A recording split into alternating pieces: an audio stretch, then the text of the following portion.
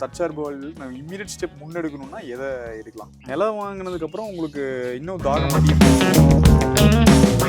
ஏன்னா நமக்கு இந்த நவீன விவசாயமெல்லாம் ஒன்றும் தெரியாது. இந்த ஈக்கமுள்ள வாழ்வியலுக்கு நான் தான் சும்மா பெருமையாக உட்காந்து பேசிட்டு இருக்கிறேன்.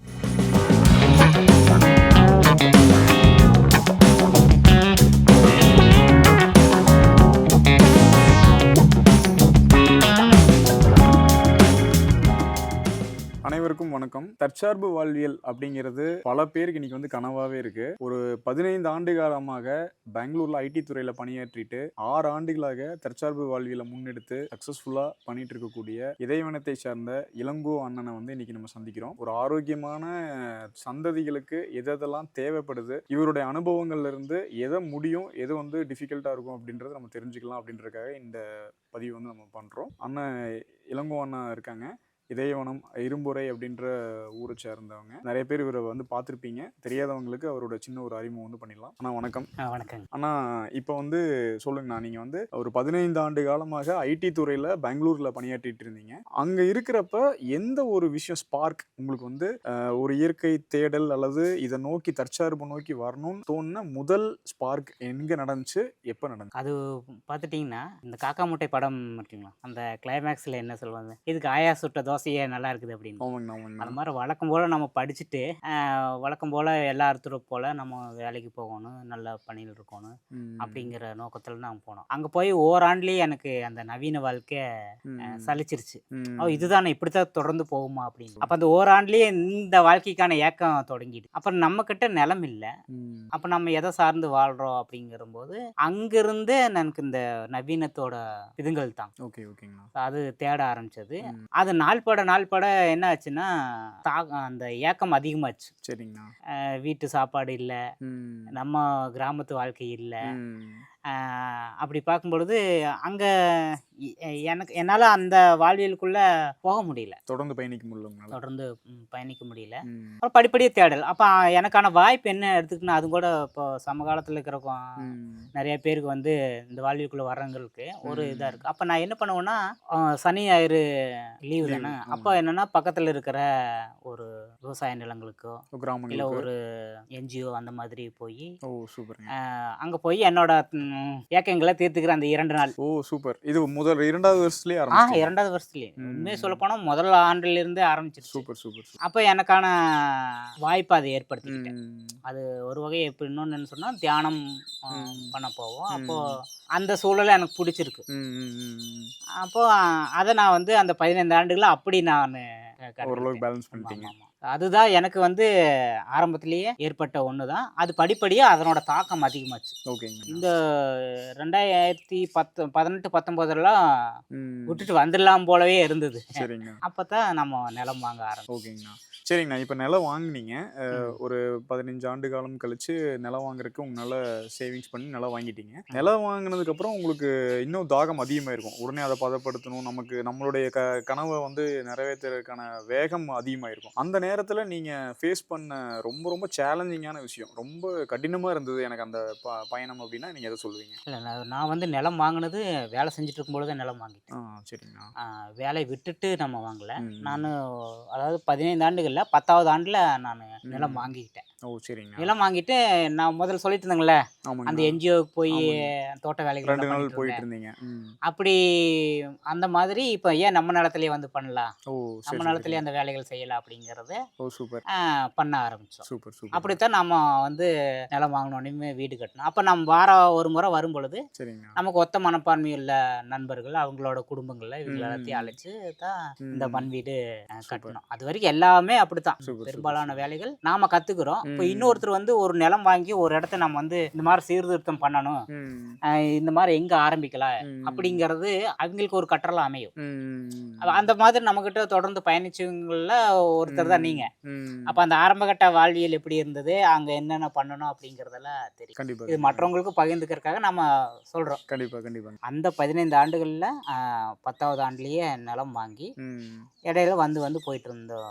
அந்த சமயத்துல தான் என்ன நீங்க கேட்ட கேள்விக்கான பதில் என்னன்னா, எந்த மாதிரி கஷ்டங்களை இது பண்ணும்போது நிலம் வாங்கிட்டு நம்ம எனக்கு அடிப்படையிலேயே வந்து இப்போ இயற்கை காப்பாற்றணும் அப்படிங்கிறதெல்லாம் இரண்டாம் பட்சம், இல்லை இயற்கை சார்ந்து வாழணும் அப்படிங்கிறதெல்லாம் இரண்டாம் பட்சம். எனக்கு வந்து இந்த ரா லைஃப் மேலே ஒரு பேஷன். அப்புறம் இந்த வாழ்க்கைக்குள்ள வந்ததுக்கு பிற்பாடுதான் நாம பண்றதால இவ்வளோ விஷயங்கள் வந்து நல்லது விஷயங்கள் பண்ணுதா அப்படிங்கிறத புரிஞ்சுக்கணும். கண்டிப்பாங்க. சரிங்கண்ணா, இப்போ இதயவனத்துல நம்ம ஒரு என்னென்னலாம் செயல்கள் நடந்துட்டு இருக்கு.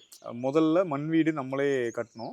இதுக்கப்புறம் நம்ம வந்து இப்போ நிறைய குழந்தைகள் வந்து பார்க்குறாங்க. இப்போ வந்து இங்கே பேசிக்காக இங்கே வந்தால் என்னென்ன பார்க்கலாம், இதயவனம்ங்கிற இடத்துக்கு வந்தால் ஒரு கட்டடம் பார்க்கலாம், கையால் நம்ம இங்கே மனிதர்களால் இங்கே கிடைச்ச பொருட்களால் செஞ்ச கட்டடங்கள் பார்க்கலாம். இந்த மாதிரி நீங்கள் என்னென்னலாம் விஷயங்கள் ஒரு குழந்தைகள் அல்லது ஒருத்தர் வந்தால் என்னென்ன கற்றுக்க முடியும், என்னென்ன பார்க்கலாம், இங்கே வந்து நீங்கள் உருவாக்கின விஷயங்கள் என்னென்னங்க? அதான் இங்கே வந்து ஒரு நீர் இல்லாத பகுதியில் எப்படி குறைந்த வளங்களை கொண்டு நிறைவாக வாழ முடியும் அப்படிங்கிறதுக்கு இது ஒரு எடுத்துக்காட்டாக இருக்கும். இப்போ நம்ம இங்கே என்னென்ன இது பணிகள் எல்லாம் முன்னெடுத்திருக்கிறோம் அப்படின்னா, அடிப்படை என்னென்ன, உண்ண உணவு, இருக்க இடம், உடுக்க உடை, இது அடிப்படை. அப்போ வந்து இருக்க இடம் பொழுது நம்ம மண் வீடு, காட்டில் இருக்கிற கல் மண்ணுகளை எடுத்து வீடு கட்டணும். நம்மளே கட்டினது இந்த வீடு. ஆமாம், நம்மளே கட்டணும். உடை 15 நெசவெல்லாம் இங்கே நம்ம பண்ணனால துண்டு பண்ண முடியுது, துண்டு பண்ணுறோம், துண்டை கொடுத்துட்டு வேட்டி அப்படி வாங்கிக்கிறோம் அந்த மாதிரி. அப்புறம் வந்து உணவு, இந்த நிலம் சார்ந்து அங்கதான் ரொம்ப முக்கியமானது. நிலம் சார்ந்த உணவு தான் நம்ம எடுத்துக்கணும். அதனாலதான் நிலமும் பொழுதும் முதற் பொருள்ங்கிறாங்க. அப்போ நம்ம உண்ண உணவு, இருக்க இடம், உடுக்க உடை அப்படிங்கும் பொழுது நம்ம அப்போ உணவுக்கான அதுன்னா வேளாண்மை. அப்போ இந்த நிலம் சார்ந்த உணவு எடுக்கணும். அப்போ இந்த நிலத்துக்கு என்ன தாவரங்கள் வளருது அப்படிங்கிற தேட ஆரம்பித்தேன். அடிப்படை என்னென்னா நம்ம கஷ்டமே இல்லாமல் நமக்கான உணவு எடுத்துக்கணும் அப்படிங்கிற இதில் தான் என்னோட ஆரம்பம் இருந்தது. அப்படி ஒரு தேடலில் தான் இருந்தேன். ஏன்னா நமக்கு இந்த நவீன விவசாயமெல்லாம் ஒன்றும் தெரியாது. நமக்கு ஆரம்பத்தில் இருந்து பார்த்துட்டோம்னா இந்த மானாவாரி வேளாண்மை தான் நமக்கு அறிமுகமானது. அப்போ இந்த நிலமுமே பார்த்துட்டோம்னா இது வந்து முல்லை நிலத்துக்கு சேர்ந்தது. அப்போ இந்த முல்லை நிலத்தில் நம்ம என்னென்ன வேலைகள் பண்ணலாம், இங்கே வாழை தண்ணியும் போட முடியாது. அப்போ இந்த நிலத்துக்கான இது என்ன அப்படின்னு பார்க்கும்போது அருகில் உள்ளவங்களை எல்லாமே கவனிக்கிறேன். அவங்களோட கட்டுமானங்களையும் கவனிக்கிறோம், அவங்களோட உணவு முறைகளை கவனிக்கிறோம். ஆரம்ப காலத்தில் நீங்கள் எப்படி பண்ணிட்டு இருந்தீங்க பார்க்கும்போது தான் நமக்கு ஆமணக்குங்கிற ஒரு செடியை அறிமுகமாகுது. அங்கே இது இயல்பாக வரும் தாவரம் அப்படிங்கிறதுனால அந்த ஆமணக்கு செடியிலிருந்து நமக்கு 12-13 வகையான தேவைகளை பூர்த்தி பண்ணுது. உணவு மட்டுமல்ல, உணவுக்கான எண்ணெய் அதிலிருந்து எடுக்கிறோம். அது மட்டும் இல்லாமல் எங்களுக்கான மின்சாரம் அதுதான், அதாவது மின் விளக்குக்கு பதிலாக தீபத்தை வச்சுக்கிறோம். அதே எண்ணெய் தான் தலைக்கு தேய்ச்சிக்கிறோம், அதே எண்ணெய் தான் உணவுக்கு, அதே எண்ணெய் தான் மருத்துவத்துக்கு. அப்போ எனக்கு இந்த நிலம் இப்போ இந்த பகுதி இப்போ நீங்களா இப்போ அனுபவிக்கிறீங்க, எப்படி இருக்குது, ரொம்ப சூடாக இருக்குது. அப்போ இந்த பகுதிக்கு, சூடான பகுதிக்கு குளிர்ச்சியான ஒரு பொருளில் இந்த நிலத்துல தானாக வளரக்கூடிய இயற்கையை கொடுக்குது. நான் இதை தவிர்த்துட்டு போகும்பொழுது இங்கே தற்சார்பு உடைக்கப்படுது. இன்னும் வேற என்னென்ன விஷயங்கள் இருக்குங்க நம்ம என்னென்ன முன்னெடுத்திருக்கிறோம் அதில்? நம்ம ஆமாம், இப்போ பார்த்துட்டோம்னா வாழ்வியலுக்கு அடிப்படை தேவைகளான கட்டுமானம், வேளாண்மை, அப்புறம் வந்து இந்த மரப்பொருட்கள் எல்லாம், அதாவது தச்சு, குயவு, நெசவு, இரும்பு பற்ற, வானியல், வேளாண்மை, அப்புறம் இந்த வாழ்வியல் எல்லாம் சேர்ந்தா மருத்துவம், வீட்டு மருத்துவம் என்னமோ அதை நம்ம பின்பற்றுறோம். அது ஒன்று. இப்போ நான் நினச்ச நேரத்தில் சாப்பிடணும், நினச்ச நேரத்தில் தூங்கணும், என் உடம்புக்கு என்ன கேட்குதோ அதை நான் கொடுக்கணும் அப்படிங்கிறது, அது நான் இன்னொருத்தரோட மேலாண்மையில் நான் இருக்க முடியாது. அப்புறம் பார்த்தோன்னா நானாக இருக்கணும். நான் யாருக்கும் ஒருத்தருக்கு நடிக்க வேண்டியதாக இருக்குது. அதுக்காக நான் அந்த நடிப்புக்காக, அந்த வேடத்துக்காக என்னைய ஒன்று பண்ணிக்க வேண்டியதாக இருக்குது. உதாரணத்துக்கு இப்போ ஒரு ஐடி இன்ஜினியர்னால் அவர் காரில் தான் வரணும், அவர் வந்து 100 ரூபா மொய் வைக்கிற இடத்துல 1000 ரூபா வச்சாகணும். ஆனால் இங்கே அதிகமான செலவுகள் தான் ஆகிட்டு இருக்கு. பேருக்கு தான் 1 லட்சம் ரூபா சம்பளம், ஆனால் வந்து 2 லட்சம் ரூபாய்க்கான கமிட்மெண்ட்ஸ் இருக்குது. அப்போ இதெல்லாம் எதுக்கு? நம்ம அந்த போலி தோற்றத்தை தூக்கி வீசிடலாம். அடிப்படை என்ன, பயங்கரமான சுயநலம். நான் நல்லா இருக்கணும்னா என் குடும்பம் நல்லா இருக்கணும், என் குடும்பம் நல்லா இருக்கணும், என்னை சார்ந்த சுத்தமான பார்வையுள்ள குடும்பங்கள் நல்லா இருக்கணும். அதுக்கு வேண்டியது இவ்வளோ பெரிய கட்டுமானம். இதெல்லாமே பெரும்பாலும் பெரிய பார்க்குறவங்களுக்கெல்லாம் என்ன, ஐயா அவர் பாருங்க, அவர் ஒரு பொதுநலமாக கருதினா, நான் பக்கா சுயநலமாக தான் கருதி நான் இந்த வாழ்வியலுக்குள்ள வந்தேன். மனிதனே சுயநல விலங்கு தானே. அதனால இப்போ நான் நல்லா இருந்தா தானே என் குடும்பத்தை பார்க்க முடியும். கண்டிப்பா. இப்போ என் குடும்பத்தை அமைதியாக நடத்தணும்னா முதல்ல நான் அமைதியாக இருக்கணும். நானே அமைதி இல்லைன்னா அப்புறம் எப்படி என் குடும்பத்தை சீராக நடத்தும்? அப்போ என் குழந்தை இப்போ அப்பான்னு தேடி வரும், நான் அது தேடி வரும்போது நான் அணைச்சிக்கணும். அங்கே ஒரு ஆற்றல் பரிமாற்றம் இருக்குது, சரியா? அது அப்பான்னு தேடி வரும்போது இதே இருக்கேன், மனைவி கூப்பிடும்போது நான் இருக்கேன், அம்மா பையன் எங்கேன்னு கேட்கும்போது அம்மாவுக்கு மகனாக இருக்கேன், இல்லையா?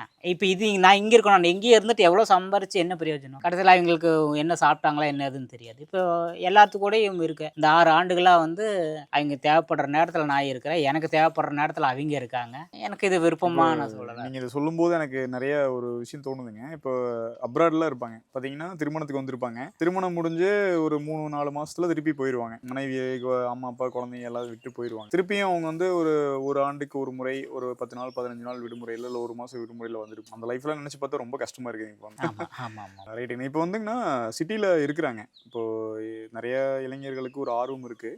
குடும்ப சூழலோ இல்ல அவங்க ஒரு 22, 23 வயசு படிச்சிட்டோமே அப்படின்றனால போய் சிட்டில செட்டில் ஆயிடுறாங்க. ஒரு வருமானத்துல போயிட்டு கமிட் ஆயிடுறாங்க. இப்போ நீங்க சொன்ன மாதிரி ஒரு வருஷத்துல ஏதாவது ஒரு டியூ அது இதுன்னு கமிட் ஆயிட்டு வெளியே வர முடியாம தவிக்கிறாங்க. இப்போ என்னன்னா அந்த மாதிரி இருக்கிறவங்களுக்கு ஒரு இம்மீடியட் ஸ்டெப்பா நான் வந்து ஒரு இயற்கை வாழ்வில் தற்சார்பு வாழ்வில் நான் இம்மீடியட் ஸ்டெப் முன்னெடுக்கணும்னா எதை எடுக்கலாம் உங்க அனுபவத்துல சொல்லுங்க.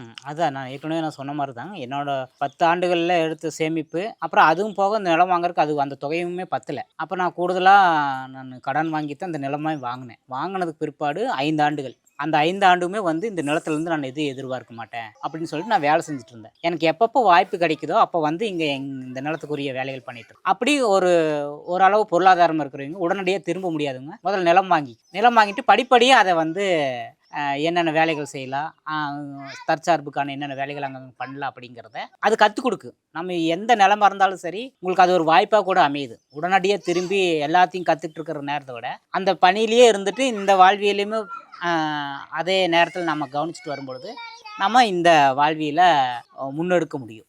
அதே நேரத்தில் இப்போ பாருங்கன்னா, இப்போ எங்கிட்ட நிலம் இருக்குது, இன்னொருத்தர் நிலம் வாங்கோன்னு இருக்காரு. அப்போ எங்கேருந்து ஆரம்பிக்குது எதுலேருந்து ஆரம்பிக்கிறதுன்னு அவங்களுக்கு தெரியல. அப்போ இந்த மாதிரி ஒரு சூழலுக்கு வந்து கற்றுக்கலாம். அது மாதிரி நிறையா இங்கே மட்டும் இல்லை, நிறையா பக்கமும் போக முடியும். அப்போ அருகில் இருக்கிற விவசாய நிலங்களுக்கு போகலாம். அவங்க இப்போ கோயம்புத்தூர் நகரத்துலேருந்து கொஞ்சம் தள்ளி பார்த்தீங்கன்னா ஒரு 10 கிலோமீட்டர் தொலைவில் நிறையா இருக்குது. அங்கே போய் நீங்கள் குழந்தைகளோட போங்களேன்.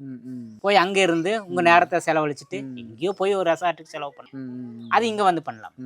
அப்ப என்ன ஆகுனா உங்களுக்கு அந்த சூழல் முதல்ல புரிஞ்சுக்க முடியுது. அங்க என்ன வேலை செய்யலாம் அப்படிங்கிறது உங்களுக்கு புரிஞ்சுக்குது. உங்களுக்கு மனம் இலகுவா ஒரு சூழல்ல அமைச்சு அப்படித்தான் பண்ணணும். அப்படித்தான் நானும் பண்ணிட்டு இருந்தேன். தனி நேரம் பக்கத்துல இருக்கிற ஊர்களுக்கு போவேன். மனிதன் இயல்பாவே அவனை சுத்தி அவன் வாழ்ற இடத்துல விளையிற பொருள் சாப்பிட்றதுனால அதுதான் இயல்புன்றீங்க. ஸோ உங்க பார்வையில லோக்கலி ப்ரொடியூஸ்டு ப்ராடக்ட்ஸ் எடுத்துக்கிறது தான் எப்படி அப்படின்றது பெனிஃபிட் அல்லது வந்து அதுதான் இயல்பா இல்ல அப்படிதான் இருக்கணுமா, அதான் கம்பல்சரியா, அது என்ன விஷயம்? ஏன்னா இப்போ பல ஆயிரம் மைல்கள் கடந்து நம்ம ஒவ்வொரு உணவையும் எடுத்துக்க வேண்டியதா இருக்குது. அதுதான் ஆரோக்கியம்னு நினைச்சிட்டு இருக்கோம். அதாங்க இப்போ நானும் இங்க ஒரு வெங்காய மிளகாய் தக்காளி செடி இங்க போட்டிருக்கிறேன். இப்போ நான் போய் தண்ணி ஊத்துறேன். தண்ணி ஊற்றும் பொழுது அது எனக்கான வெண்டைக்காய் கொடுக்குது, எனக்கான கத்திரிக்காய் கொடுக்குது, எனக்கான தக்காளி கொடுக்குது. சரிங்களா? இப்போ நான் வந்து அந்த நிலத்தோட புழங்கும் பொழுது அந்த அந்த அந்த நிலம் வந்து நம்மளை ஒரு தாய் தானே.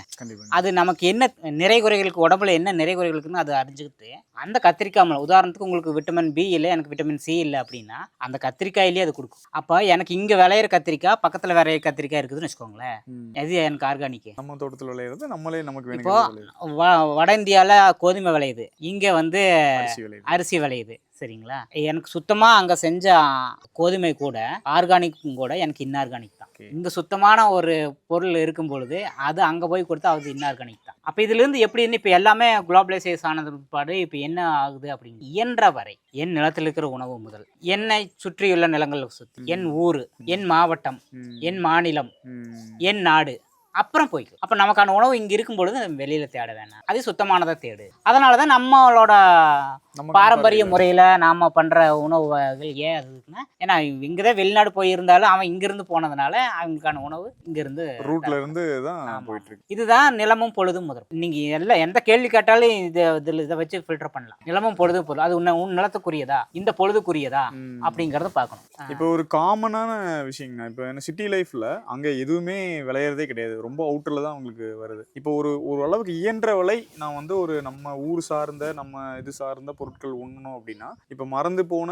ஒரு சில உணவுனா உங்களுடைய பார்வையில் எப்படி? இப்போ நீங்க பெங்களூர் சென்னை எடுத்துக்கோங்க, அங்க வாழ்றவங்களுக்கு ஒரு இயன்ற வரை ஒரு நம்ம லோக்கலைஸ்டா கிடைக்கிற பொருள் எடுத்துக்கணும்னா எதெல்லாம் எடுத்துக்க முடியும்? உதாரணத்துக்கு இப்போ சிறுதானியங்கள் ரொம்ப எல்லா மக்களும் தேட ஆரம்பிச்சிட்டாங்க, இயற்கை அரிசிகள் வருது, இது எந்த அளவுக்கு வாய்ப்பு உள்ளவங்க எப்படி பயன்படுத்த? இப்போ நான் முதல்ல ஒரு விஷயம் சொன்னேன், பக்கத்தில் இருக்கிற ஃபார்ம் லேண்டுக்கு போங்க, ஆமா. அதுக்கு போய் அங்கே இருந்தால் அப்போ அங்கே உங்களால் எடுத்த நுகர்வு எடுத்துக்கலாம். அப்போ இங்கே உள்ளே இருக்கும்போது இந்த நிலம் சார்ந்து உணவை தயாரிக்க உற்பத்தி பண்ணுறவங்ககிட்ட நீங்கள் எடுத்துக்கணும். இங்கேயே இருக்கிற ஓட்ஸ் எடுக்கிறதுக்கு பதிலாக இங்கே இருக்கிற நம்ம அங்கிருந்து நிலம் 10 கிலோமீட்டர் சார்ந்த 20 ஆமா, கிலோமீட்டர் ஆமா. சரௌண்டிங்ல இருக்கிற ஃபார்மரை போய் அங்கே பார்த்து வந்து அங்க எடுக்கணும். நம்ம குழந்தைங்களோட போய் ஒரு வேலை செஞ்சுட்டு நம்ம ஏதாவது ப்ரொடியூஸ் பண்ண முடிஞ்சுன்னா ப்ரொடியூஸ் பண்ணி ஆமா. வாங்கிக்கலான்றீங்க. ஓகேங்கண்ணா. இப்போ இதயவனம்னாலே எனக்கு ரொம்ப ஆழ் மனசுல பதிஞ்ச விஷயம் நீங்க முதல்ல சொன்னீங்க 2019 20ல சொன்ன விஷயம் வந்து பாத்தீங்கன்னா 2000 ஆண்டுகளுக்கு முன்னால் எப்படி ஒரு எலக்ட்ரிசிட்டி இல்லாம எந்த ஒரு பாதையும் இல்லாம அவங்களே வாழ்ந்திருப்பாங்களோ அந்த மாதிரி வாழ்வியல் தான் நான் முன்னெடுக்க போறேன் அப்படின்னு சொல்லி என்கிட்ட சொன்னது இன்னும் ஞாபகம் இருக்கு. இப்போ இங்க வந்து எலக்ட்ரிசிட்டி கிடையாது, அதே மாதிரி ரோடு கிடையாது, நமக்கு வாட்டர் சங்க் பண்ணி எடுக்கணும்னா நீங்க அதுக்கெல்லாம் வந்து மேனுவலா தான் பண்ற மழைநீர் மட்டுமே தான் வச்சு பண்றீங்க. இங்க என்னென்ன பொருட்கள் நீங்க வந்து உணவுப் பொருள் என்னென்ன பண்ணிக்கிறோம் நம்ம எப்படி ஒரு வாழ்வியல் வந்து இங்க அமைச்சிருக்கீங்க தண்ணிக்கு? இந்த வாழ்வியல் வந்து ஒரு சுருக்கமா சொல்லுங்க. உணவு மற்றும் நம்ம இந்த நவீனத்துவம் இல்லாத வேகமா போயிட்டு இருக்க நவீனத்துவம் எதுவுமே உள்ள கொண்டு வராம அதே மாதிரி ரொம்ப மினிமலிஸ்டிக்கா செய்யற ஒரு விஷயம் எப்படி நடக்குது இங்க வந்து இயல்பு எப்படி சாத்தியமாச்சு?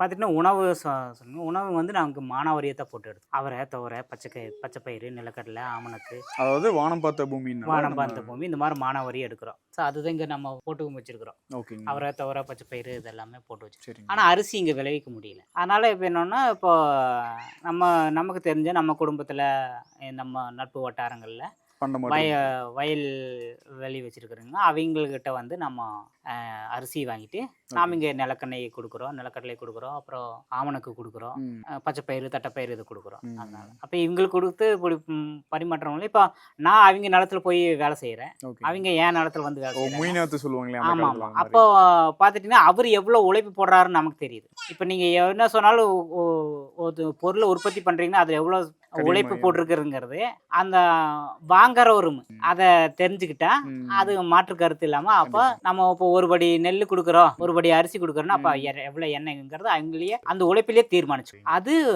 இந்த மாதிரி உணவுகள் தேவைகளை இங்கே விளையிற பொருள் வச்சுட்டு பண்ட மாற்றாவும் பண்ணிட்டு வரோம். அப்புறம் மற்றபடி இல்லாத இடத்துல நம்ம பணமாற்றாவும் பண்ணுறோம். அப்போ நமக்கு அடிப்படை இப்போ நம்ம வாழ்வியல்லையே வந்து உடல் ஆரோக்கியம் எங்கே கெடுப்படுன்னு இயக்கமற்ற வாழ்வியல். இப்போ நான் அதுக்கு இப்போ தண்ணி எடுக்கிறதுக்கு ஒரு மோட்டரை போட்டு நான் ஜிம்முக்கு போய் என்ன புரியுது, நான் இங்கேயே நான் செஞ்சுட்டு போயிடுறேன் அப்படிங்கிறது. அப்போ அது மாதிரி இயக்கமுள்ள வாழ்வியல். இந்த இயக்கமுள்ள வாழ்வியலுக்கு நான் தான் சும்மா பெருமையை உட்காந்து பேசிட்டு இருக்கிறேன். ஆனால் முழுக்க மனைவி மற்றும் குடும்பத்தார் தான் வந்து பெரும் உதவி.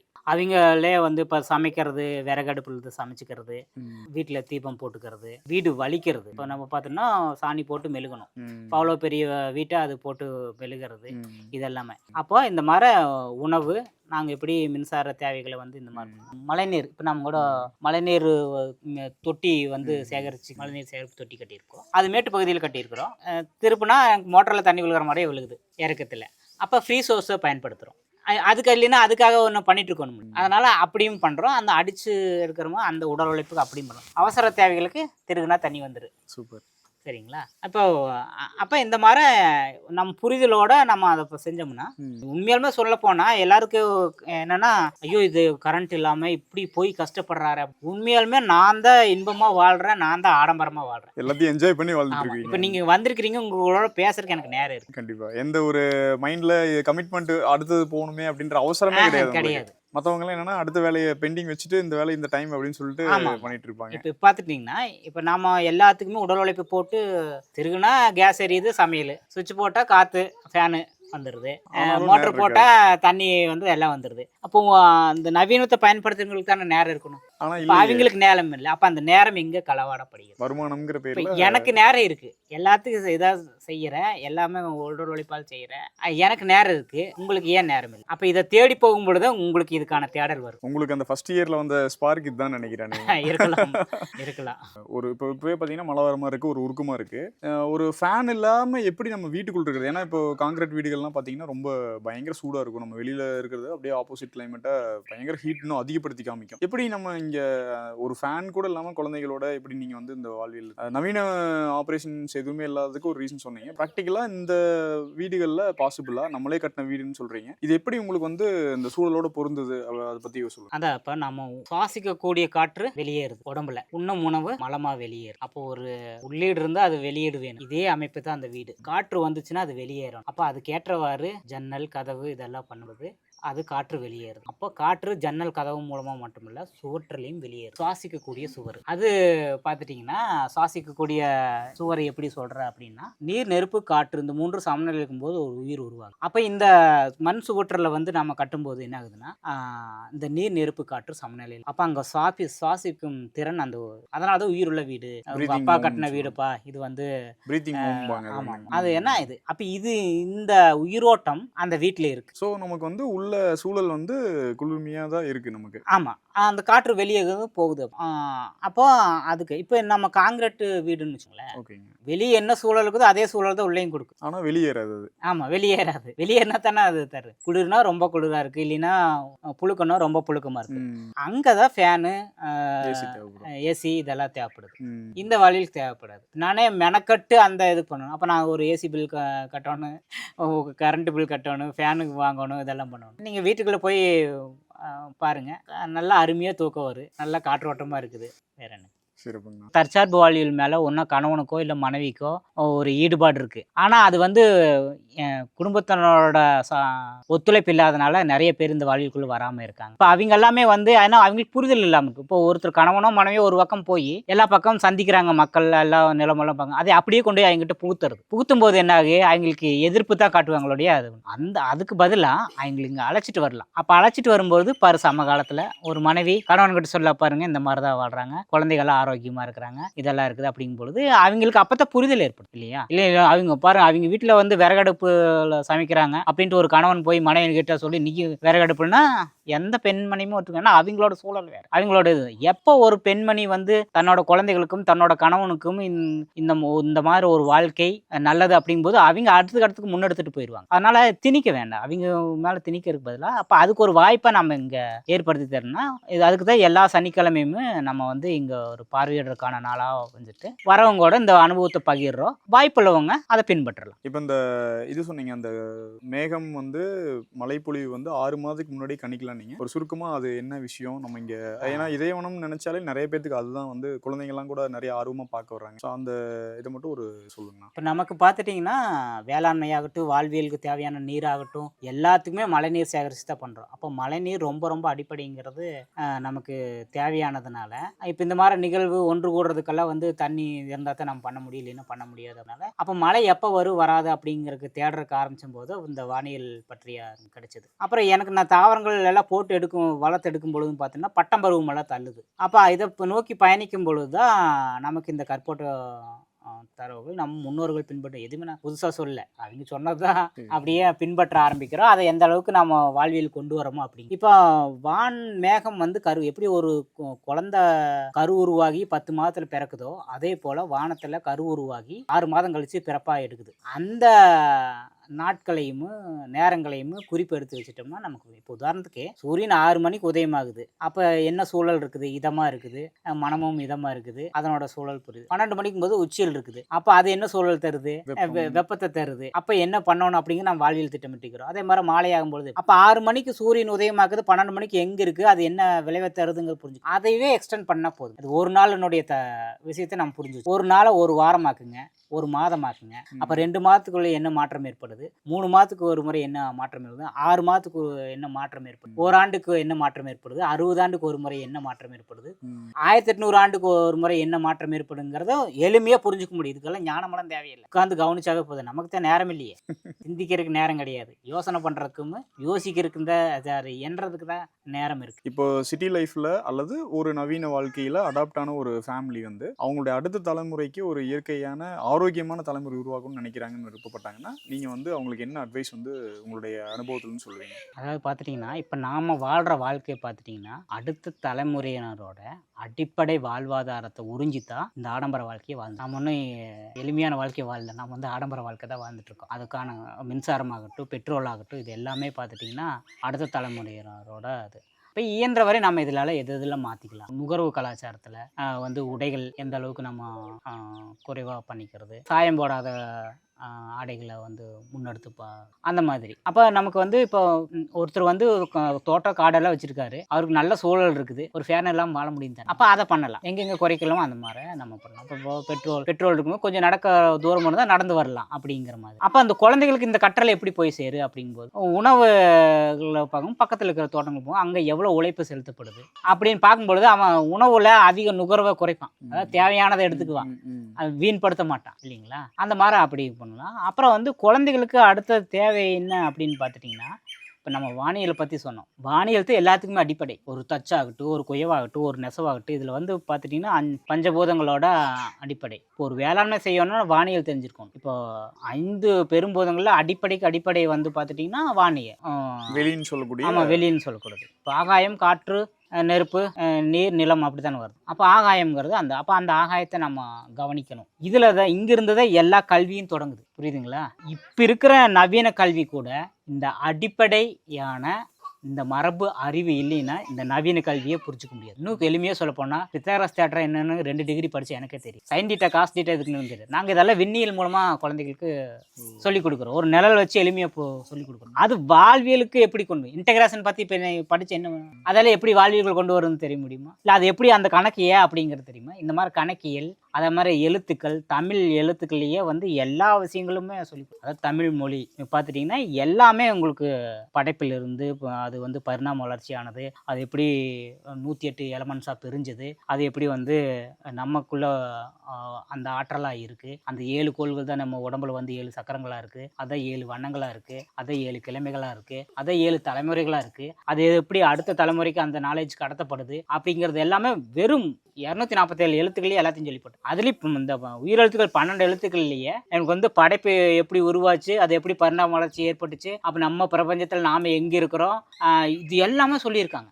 அப்போ இதெல்லாம் புரிஞ்சுக்கணுன்னா முதல்ல அண்ணாந்து பார்த்தா தான் தெரியும். இப்போ எங்கள் குழந்தைகளுக்கு, இப்போ இங்கே வர குழந்தைகளுக்கெல்லாம் எங்களுக்கு வந்து உண்மையான பிளாக் போர்டே வானம் தான், அதை வச்சு தான் நாங்கள் சொல்லிக் கொடுக்குறோம். இரவே இல்லை, பகலாக இல்லை. அப்போ அந்த குழந்தைக்கு எப்படி வானம் காட்டி நம்ம சொல்ல முடியும். இன்னைக்கு லைட் பொல்யூஷனால வானத்திலே பார்க்க முடியாது. அப்புறம் எப்படி நீங்கள் அதில் இருக்கிற நட்சத்திரம் எப்படி பயணிக்குது, நிலா எப்படி பயணிக்குது, சூரியன் எப்படி பயணிக்குதுன்னு தெரியாது. அதனால் இப்போ ரொம்ப எளிமையாக சொல்ல போனால் ஒவ்வொரு பள்ளிக்கூடத்துலையுமே கொடிக்கம்பம் இருக்குது. தினம் நின்று ஒரு இடத்துல நின்று அந்த குழந்தைகளை கவனிச்சு சொல்லுங்க, சூரியன் ஒரே இடத்துல தான் இருக்குதா இல்லை நகர்ந்து போயிட்டு இருக்குதா அப்படின்னு. அதாவது குழந்தைகள் ஒரு இடத்துல நின்னுக்கணும், தினசரி ஒரே இடத்துல வருடம் ஃபுல்லா. ஆமா, கம்பத்தை வச்சு நம்ம சூரியன் நகரவை பார்க்க சொல்றோம்.